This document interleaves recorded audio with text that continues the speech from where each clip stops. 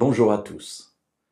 Parfois on me pose la question de savoir si la mort de Jésus sur la croix, c'était un peu, comme diraient les enfants, pour de vrai ou pour de faux. Est-ce qu'il avait conscience qu'il était en train de mourir? Est-ce qu'il avait conscience du fait qu'il allait ressusciter? Finalement, dans quel état d'esprit se trouvait-il? C'était important pour nous. Une partie de la réponse se trouve dans l'Évangile selon Matthieu, au chapitre 27, et nous lirons le verset 46. Vers la 9e heure, Jésus s'écria d'une voix forte, « Élie, Élie, lama sabachthani » c'est-à-dire, « Mon Dieu, pourquoi m'as-tu abandonné » Alors on a ici un cri d'une voix forte. C'est pas simplement il est en train de parler, il est en train de citer le psaume 22, voilà, non, pas du tout. Il s'écrie d'une voix forte, c'est quelque chose qui vient du fond des tripes. Il est en croix, c'est-à-dire qu'il est en train d'étouffer, excusez-moi, mais la croix, c'est un supplice où on meurt par étouffement. Et voilà que Jésus s'écrie, c'est-à-dire que le peu d'air encore qui lui reste, il l'utilise pour crier, et il crie une prière vers son Père. Mon Dieu, pourquoi m'as-tu abandonné » Alors voilà l'état d'esprit de Jésus à ce moment-là. Il se sent abandonné par le Père. Pour quelle raison ?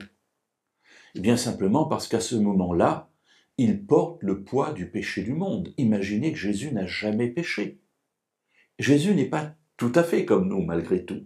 Nous sommes nés dans un monde de péché, nous portons en nous le péché. Jésus dit, le prince de ce monde, c'est-à-dire le diable, l'adversaire, vient, mais il n'a rien en moi. Effectivement, Jésus n'a jamais péché. Et puis voilà que sur la croix, il porte les péchés du monde.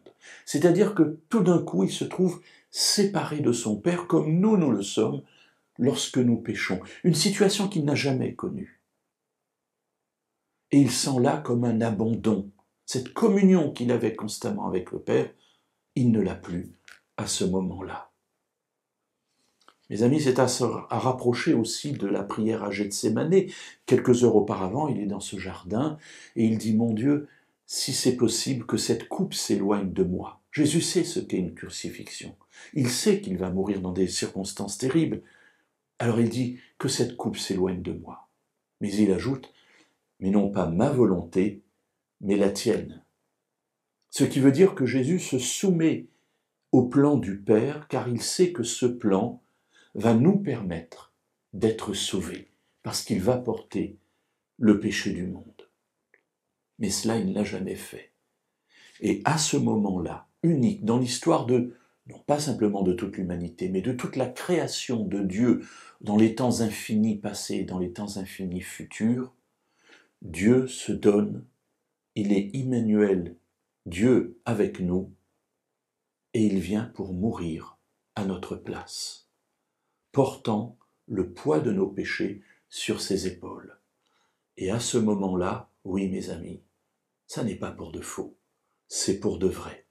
Dieu a tellement aimé le monde qu'il a accepté que Jésus passe par cela pour que nous soyons sauvés.